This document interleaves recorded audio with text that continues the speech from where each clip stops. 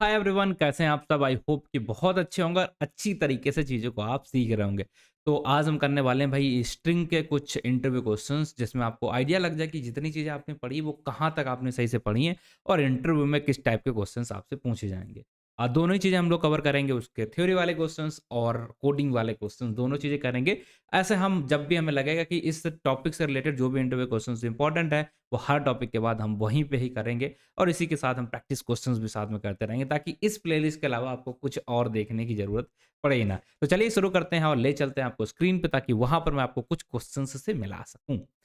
आ चुके हैं हम स्क्रीन पे, ये बहुत ही काम की आपके लिए ये पीडीएफ होने वाली है। इस पीडीएफ को थोड़ा-सा मैं आपको दिखा दूँ। यहाँ पे अप्रॉक्स 20 से 30 क्वेश्चंस हैं स्ट्रिंग से रिलेटेड, और ये कुछ क्वेश्चन जितने मैंने यहाँ पर डिस्कस किए, ये हम अभी डिस्कस करने वाले हैं आज की क्लास में, जिसमें ये थ्योरी वाले क्वेश्चंस हैं और इसके साथ आपको कोडिंग वाले क्वेश्चंस यहाँ पर भी देखने को मिल रहे हैं, जिसमें 10 से 15 क्वेश्चन अप्रॉक्स कोडिंग से रिलेटेड हैं। वो सारी चीज़ें मैं यहाँ पर क्वेश्चन करने की कोशिश करूँगा। इतना अगर आप कर लेंगे स्ट्रिंग से रिलेटेड और सारे टॉपिक्स आपने देख लिए, तो बहुत ज़्यादा चीज़ें कुछ ऐसा रह नहीं जाता कि आपसे कुछ पूछा जाएगा और आप उसका जवाब नहीं दे पाओगे। तो चलिए बस आज के लिए इतना ही है, और इसी को समझाते हैं आपको, सिखाते हैं किस तरीके से चीज़ों को हम यहाँ पर करने वाले हैं। आई बिलीव स्क्रीन आपको प्रॉपर देख पा रहे हैं। हाँ, स्क्रीन आप देख पा रहे हैं। ठीक है। तो शुरू करते हैं हमारी आज की क्लास, और यहाँ पर क्वेश्चन नंबर 1 हमारा आ जाता है। बहुत ध्यान से देखिएगा, हम 10 से 12 क्वेश्चन होंगे।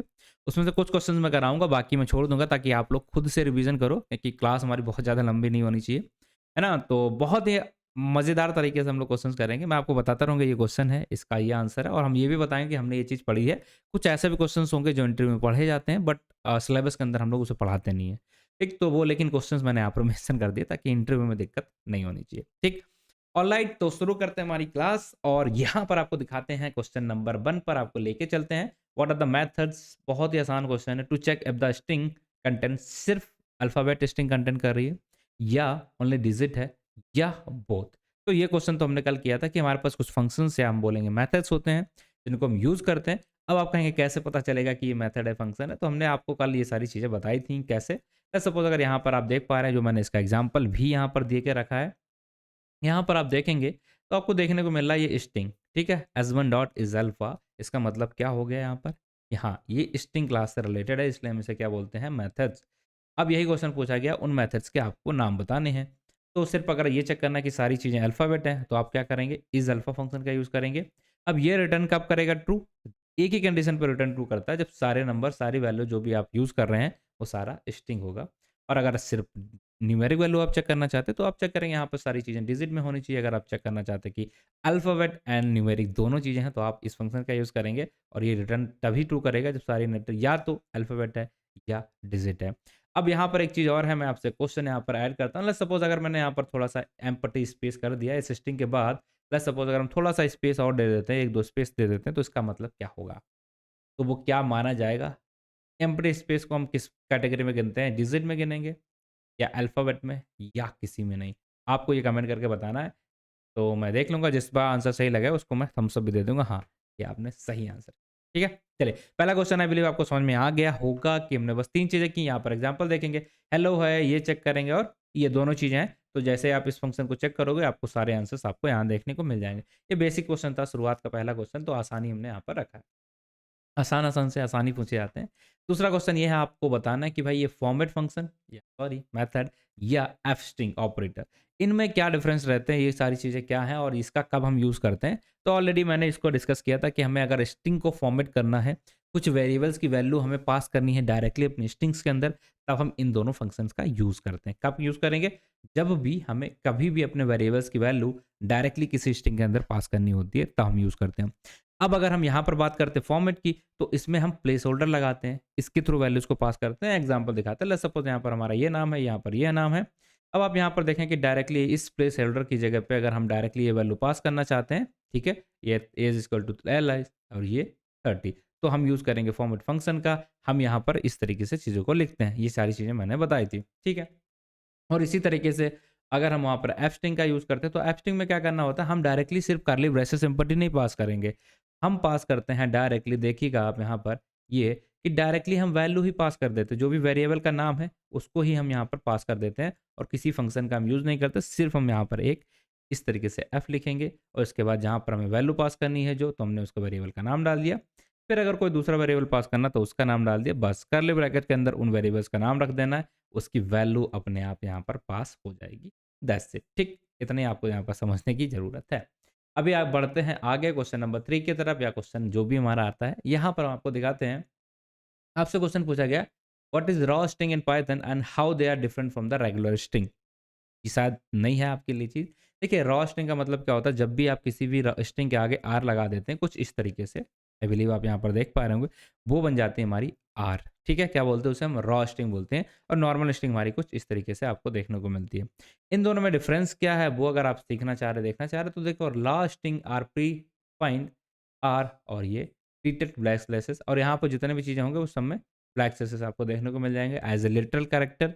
It is used for dealing the regular expression और फाइल पाथ। तो फाइल पाथ बनाते टाइम या रेगुलर एक्सप्रेशन के काम करते टाइम हम इसका यूज़ करते हैं रॉ स्ट्रिंग का। और नॉर्मल स्ट्रिंग तो हमारी नॉर्मल वाली है, जिसे हम लोग यूज़ ही कर रहे होते हैं हर जगह। तो इनमें बस बेसिकली डिफरेंस क्या होता है, एक black slash as a literal use करते हैं, एज ए इटरल्स यूज़ करते हैं, और आर। ठीक है, ये करेक्ट है, जिससे हमें पता चलता है कि हमारी एक रॉ स्ट्रिंग है। क्वेश्चन नंबर 4 की तरफ हम मूव करते हैं। तो भाई, फाइंड और इंडेक्स में क्या डिफरेंस है, ये सारी चीज़ें मैंने कल बताई थी आपको, एग्जांपल्स में आपको यहाँ पर समझाऊंगा। बट यहाँ पर देख लेते कि मैंने कहा था कि फाइंड और इंडेक्स दोनों ही क्या करते हैं, जैसे आप इनका यूज़ करोगे तो आपको मिलेगा इंडेक्स नंबर। ठीक है, इंडेक्स नंबर क्या करते हैं, lowest index number of a string, lowest index number of A substring, ये देते हैं।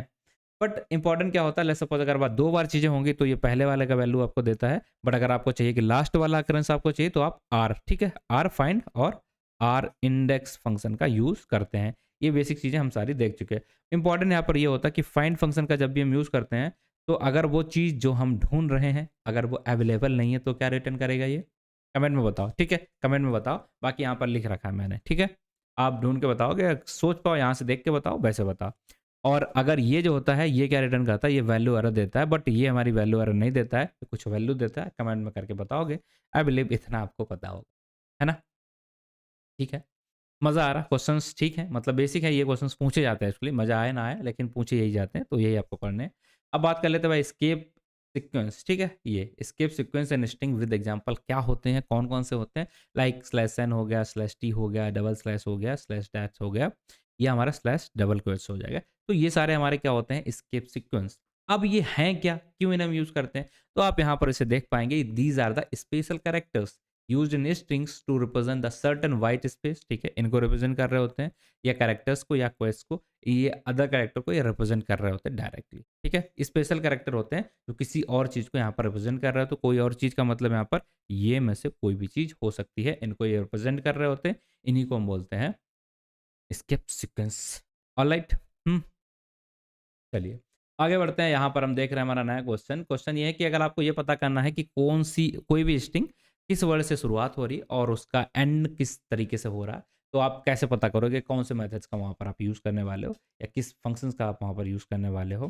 तो उसके लिए हमारे पास दो फंक्शंस होते हैं जो शायद मैंने नहीं कराए थे क्लास में, बट इट्स ओके, यहाँ पर मैं करा रहा हूँ। Start with and ends with, ये दो मेथड्स ऐसे हैं जिनका यूज़ हम करते हैं कि स्ट्रिंग का शुरुआत कैसे है और स्ट्रिंग का लास्ट कैसे है, ये पता करने के लिए। बहुत इंपॉर्टेंट फंक्शन है, इन दोनों को आपको ध्यान रखना है। Starts with and ends with methods, दोनों ही मेथड बहुत इंपॉर्टेंट है। ठीक, ऑलराइट, इसके साथ हम यहाँ पर देखने वाले हैं भाई, सेकंड क्वेश्चन हमारा आता है, explain the use of the regular expression in the Python for the string manipulation, provide an example for finding all the emails in a given sets. थोड़ा सा समझ रहा हूँ, थोड़ा सा कुछ ज़्यादा ही हो गया, बट इट्स ओके। ठीक है, हमें यहाँ पर क्या सीखना है, हम सीखने वाले हैं कि रेगुलर एक्सप्रेशन का यूज़ करके अगर हमें ईमेल एक्सट्रैक्ट करना है, ये आपको बेसिकली इंटरव्यू में पूछा जाता है। ठीक है, ये आपसे पूछा जाता है।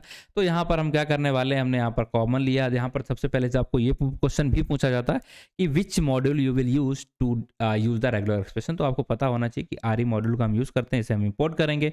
फिर जो भी आप ईमेल चाहते हो, तो ईमेल का लेट्स सपोज ये है, टेक्स्ट हमारा है। बस अगर हम इसमें फाइंड करेंगे, मतलब हम इस फंक्शन का यूज़ करते हैं फाइंड ऑल का। अब जैसे हम यूज़ करेंगे तो हम इससे जो ईमेल वगैरह वाला पार्ट होता है, ये वाला पार्ट हमने यहाँ से एक्सट्रैक्ट कर लिया। तो यही यहाँ पर क्वेश्चन है कि कैसे आप ईमेल को एक्सट्रैक्ट करोगे। तो ये लाइन आप गूगल से उठा सकते हो, ये आपको अलाउ भी कर दिया जाता है इंटरनेट से कि आप ढूंढ सकते हैं। बट आपको ये पता होना चाहिए कौन सा फंक्शन अप्लाई करते हैं, ये आपको पता होना चाहिए। फाइंड ऑल का हम यूज़ करते हैं ये पता करने के लिए, ये इंपॉर्टेंट है। बाकी ये जो सिंटैक्स है ना, ये सिंटैक्स आप गूगल से उठा सकते हैं, इंटरव्यू के अंदर भी कोई दिक्कत नहीं है इसमें, है ना। बेसिक सा क्वेश्चन आपसे पूछा जाता है कई बार, तो आई थिंक आपको बता देना चाहिए। चलिए इसी के साथ नए क्वेश्चन पे आते हैं। What is the concept of string immutability? I believe immutability के बारे में आपको मैंने बताया भी है, और क्या होता है आई बिलीव समझ में आता। इम्यूटेबिलिटी का बस इतना सा मतलब होता है, क्या होता है कि लेट्स सपोज अगर आपने एक बार स्ट्रिंग को बना दिया, आपने यहाँ पर एक वर्ड लिख दिया है हेलो। अब एच की इस हेलो वर्ड के अंदर आप कोई भी वैल्यू को चेंज नहीं कर सकते, ठीक है, ये यहाँ पर अलाउ नहीं है। किसमें हम कर सकते हैं ये भी आपको कमेंट करके बताना है। आई थिंक लिस्ट में कर सकते हैं। बाकी एक दो एग्जांपल और बताओ जो हमारे म्यूटेबल डेटा टाइप होते हैं। स्ट्रिंग इम्यूटेबल है क्यों? क्योंकि एक बार हेलो बना दिया तो इट मीन्स दैट उसमें आप वैल्यू को ऊपर नीचे उसका केस तो चेंज कर सकते हैं, बट वैल्यू को वहां पर चेंज नहीं कर सकते। ठीक, तो इसी कॉन्सेप्ट को हम बोलते हैं इम्यूटेबल। और यहाँ पर आप देखेंगे immutable meaning once they are created their concepts can not be change. ठीक है, इनके कंटेंट्स को हम चेंज नहीं कर सकते, इसी कॉन्सेप्ट को तो बोलते हैं इम्यूटेबल। Alright alright. और अब हम आगे बढ़ते हैं। आई थिंक मेरी स्पीड ज़्यादा है क्या? इट्स ओके, इजी इजी चीज़ें हम लोग ऑलरेडी कर चुके हैं तो कर सकते हैं ना। Single quote, double quotes and triple quotes जब भी हम यूज़ करते हैं, लेट्स सपोज हमारे पास ये है, इसके अंदर हमने लिख दिया है प्रिंस। डबल कोट्स, इसके अंदर हमने लिख दिया प्रिंस। बट अब मेरा क्वेश्चन ये है आपसे कि आप बताओ कि अगर मैं 3 लाइन के अंदर अपने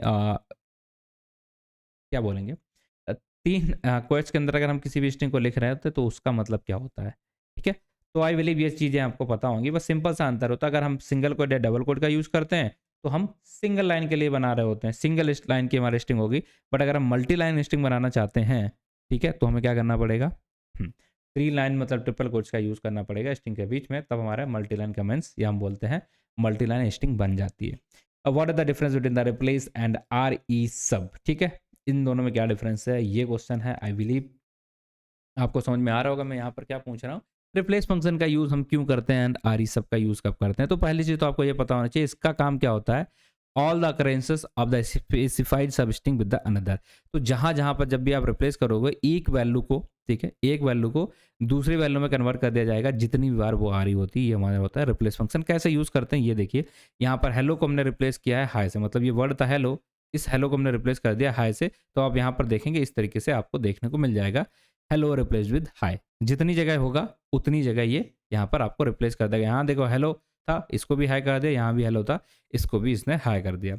अब सेकंड हमारा क्या है, use regular expressions to replace matching pattern in the string. यहाँ पर हम रेगुलर पैटर्न मतलब इस आर का यूज करते हैं और इसके बेस पे यहाँ पर वैल्यूज को हम रिप्लेस कर देते हैं। लाइक यहाँ पर भी हमने सेम चीज़ किया है। जब भी हम यहाँ पर रिप्लेस करेंगे तो हम इस तरीके से कुछ वैल्यू को लिखते हैं आर डैश, अब यहाँ पर हेलो ये लिखा, और उसके बाद आप देखेंगे यहाँ पर जो वैल्यू थी हमें जिसमें कन्वर्ट करना था हाई। ठीक, अब कहाँ करना था, किस स्ट्रिंग के अंदर करना था, तो हमने यहाँ पर स्ट्रिंग की वैल्यू डाल दी है। ठीक है, इसको इस तरीके से हम यहाँ पर डालते हैं। सब स्ट्रिंग हम सर्च कर रहे होते हैं, यहाँ पर हम डायरेक्टली क्या करते हैं, स्ट्रिंग के अंदर रिप्लेस फंक्शन लगा देते हैं, जबकि हम यहाँ पर स्ट्रिंग को इस तरीके से पास करते हैं। तो यही बस बेसिक सा डिफरेंस आपको बताना था कि इसे हम यूज़ करते हैं रेगुलर एक्सप्रेशन में। जब भी पैटर्न मैच हो तो उस पैटर्न मैच का मतलब क्या, सब स्ट्रिंग मैच हो। ये हेलो नाम की सब स्ट्रिंग जैसे मैच हुई उसको रिप्लेस कर देना इससे। ठीक है, और स्ट्रिंग कैसे बताते हैं, यहाँ पर मतलब वो पास करके, बट रिप्लेस में सारी चीज़ें अलग हैं। ठीक, तो ये इसी वजह से ये क्वेश्चन इंपॉर्टेंट हो जाता और आपसे इंटरव्यू में पूछा भी जाता है। I believe is it fine? हाँ, अभी ठीक है। चलो, तो आगे बढ़ते हैं और चीज़ें आपको दिखाते हैं। Like suppose move to next questions की क्वेश्चन क्या कहता है हमारा कि मैच और सर्च में क्या डिफरेंस है? बताओ, आप बताना या हम ये बताएं? अब कुछ क्वेश्चन मैं छोड़ देता हूँ। क्वेश्चन नंबर ये मैच और सर्च आपको ढूंढना है, खुद से देखना है। ये इंपॉर्टेंट क्वेश्चन है सारे। अब हम इसको बता देते हैं। Let's suppose what is the purpose of find all method. ये कुछ क्वेश्चन हैं जिन्हें आपको खुद ही देखने, पढ़ना थ्योरी है, ठीक है, थ्योरी है। अब फाइंड ऑल का यूज़ हम कब करते हैं? फाइंड ऑल का यूज़ अभी हमने देखा था जब ईमेल वाली बात कर रहे थे, non overlapping matches as a list. अगर हमारा ये पर्पस होता है तो बस यही आपको एग्जाम में बताना है, सॉरी इंटरव्यू में बताना है कि नॉन ओवरलैपिंग मैचेस को जब भी आप फाइंड कर रहे हो तो लिस्ट के अंदर, then we are use find all का। ठीक है, इसी तरीके से व्हाट इज यूनिकोड, या हम बोलते हैं आस्की नंबर्स क्या होते हैं, यूनिकोड्स क्या होते हैं। तो हमने कल आपको बताया था कि कैपिटल ए और ए का मतलब डिफरेंस होता है, बट इन सारी चीज़ों को जो डिसाइड करते हैं स्टैंडर्डाइज जो करेक्टर्स होते हैं, इनकी इनकोडिंग सिस्टम जो बनाया गया है उसी को हम बोलते हैं क्या, Unicode points to the characters. Like इसकी वैल्यू हमारी होती है आई थिंक 65, इसकी होती है आई थिंक 96, मे बी मैं गलत हूँ मुझे, बट लग अप्रॉक्स कुछ ऐसे होती है। ठीक है, कैपिटल ए हमारा छोटा होता है और ए बड़ा होता है क्योंकि इसकी यूनिकोड वैल्यू ये है। ठीक, यूनिकोड वैल्यू के बेस पे इनका हम कंपैरिजन कराते हैं, इनको हम बताते हैं कि कौन सी वैल्यू बड़ी है, कौन सी वैल्यू हमारी छोटी है। ये सारी चीज़ें हम कैसे करते हैं यूनिकोड के बेस पे। बाकी कुछ क्वेश्चन, 2-4 क्वेश्चन छोड़ दिए मैंने, ठीक है, ये आप खुद से कर सकते हैं। बिलीव इतना आप कर ही सकते हैं, है ना? बाकी की चीज़ें हम यहाँ पर अगली वीडियो लाएँगे जिसके अंदर हम कोडिंग क्वेश्चंस कर रहे होंगे, 10 से 15 क्वेश्चन है। मैं 6 से 7 क्वेश्चन आपको कराऊँगा, बाकी आपको खुद ही प्रैक्टिस करने होंगे क्योंकि आपको इंटरव्यू देना है, आपको तैयारी करनी है, तो आप इतने मेहनत तो कर ही लेंगे, राइट? तो ये थे हमारे कुछ स्ट्रिंग के इंपॉर्टेंट से क्वेश्चंस जो कि इंटरव्यू में आपसे पूछे जा सकते हैं। तो आई होप कि आपको समझ में आ गए होंगे और आपको काफ़ी कुछ यहाँ पर नया क्वेश्चन समझ में आए होंगे जो आपसे पूछे जा सकते हैं। तो बस इतने तैयारी करिएगा, लेक्चर्स पढ़िएगा, थोड़ा बहुत खुद से भी एक्सप्लोर करिएगा क्या पूछा जाता, बस इंटरव्यू निकल जाएगा। ठीक? So thank you for watching the video. मिलते हैं आपसे अगली वीडियो में, तब तक के लिए अपना ध्यान रखें। Take care, bye bye.